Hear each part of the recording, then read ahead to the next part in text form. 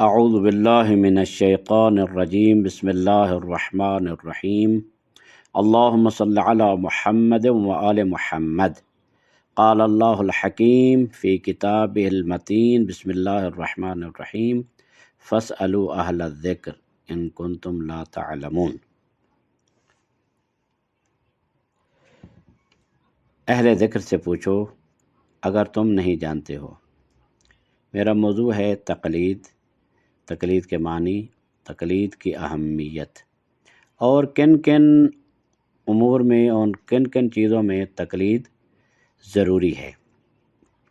شیعہ علماء اور مجتہدین کے نزدیک تقلید ایک اہم فقہی اور شرعی اصول ہے جو اسلامی احکام اور مسائل کو عملی زندگی میں نافذ کرنے کے لیے استعمال ہوتا ہے۔ اس کی اہمیت اور ضرورت کو سمجھنے کے لیے چند ایک چیزیں ہیں کہ جن کی طرف توجہ کرنا بہت ضروری ہے۔ بعض لوگ تقلید کے بارے میں اعتراضات، اشکالات بھی کرتے ہیں، تو بہرحال ان کی خدمت میں عرض ہے کہ توجہ سے سماعت فرمائیں گے۔ تقلید کے معنی کیا ہیں؟ تقلید کا لغوی مطلب یہ ہے کہ کسی کی پیروی کرنا یا اس کی بات کو ماننا، یہ ہے لغوی اعتبار سے۔ اور شرعی اعتبار سے تقلید سے مراد کیا ہے؟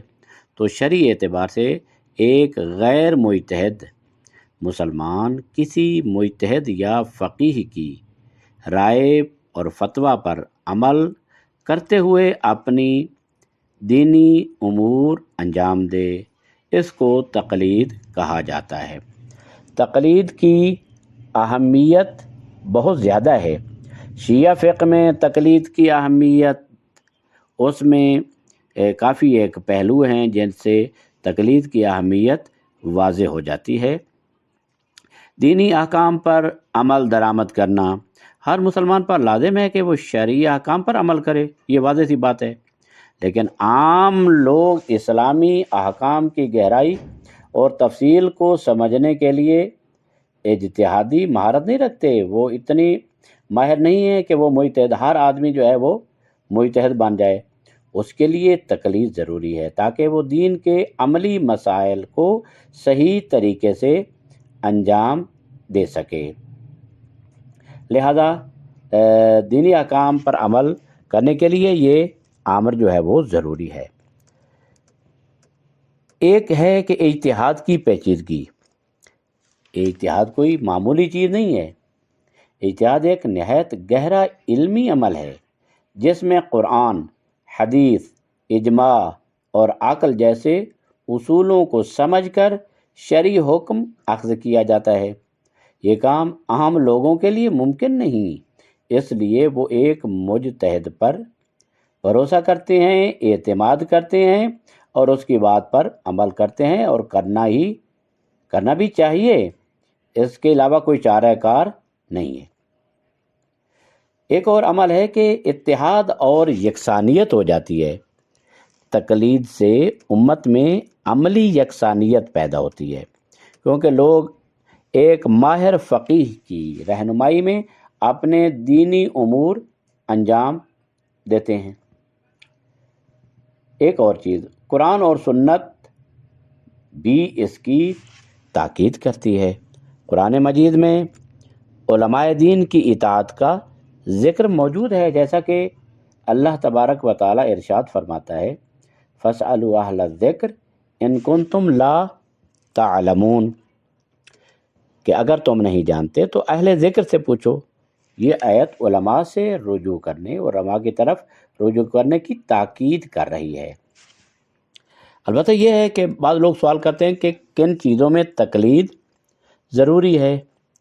تو فقہی مسائل میں جس طرح کے عبادات ہیں، نماز ہے، روزہ ہے، حج ہے، اور معاملات ہیں، تجارت ہے، نکاح ہے، وراثت ہے، اس کے مسائل میں ایک عام مسلمان کو مجتہد کی رائے پر عمل کرنا ضروری ہے تاکہ وہ صحیح اور شرعی عمل کر سکے۔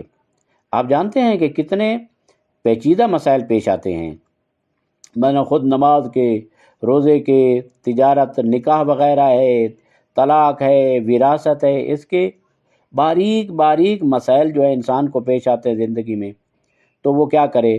یا تو وہ خود جانتا ہو، اگر خود نہیں جانتا تو پھر اسے چاہیے کہ اس میں مجتہد کی تقلید کرے۔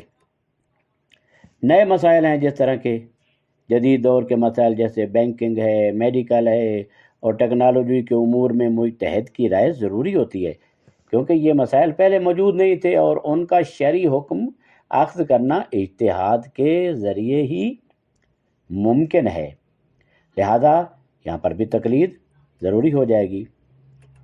احتیاط یا علم کی کمی کی صورت میں اگر کوئی مسئلہ عام شخص کے لیے پیچیدہ ہو یا اس کے متعلق مکمل علم نہ رکھتا ہو تو تقلید لازم ہے تاکہ خطا سے بچا جا سکے۔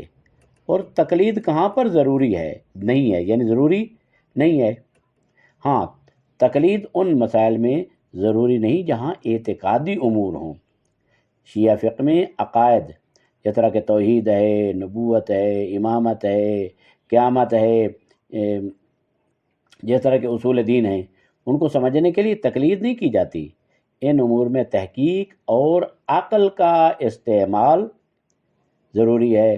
اللہ کو سمجھنے کے لیے تقلید کی ضرورت نہیں کہ کوئی کہے کہ اللہ ایک ہے تو ہم مان جائیں، نہیں۔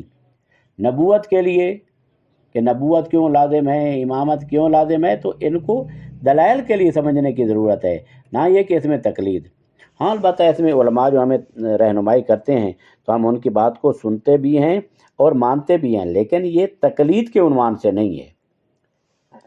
ایک تو اعتقادی امور میں تقلید نہیں ہے، ایک واضح اور بدیہی مسائل جو ہیں جیسے اللہ کی عبادت کرنا ہے، اس میں تقلید نہیں۔ یہ تو عقل کہتی ہے کہ جو منعم ہے، جو نعمتیں عطا کرتا ہے، جس نے پیدا کیا ہے، اس کی تقلید کی جائے۔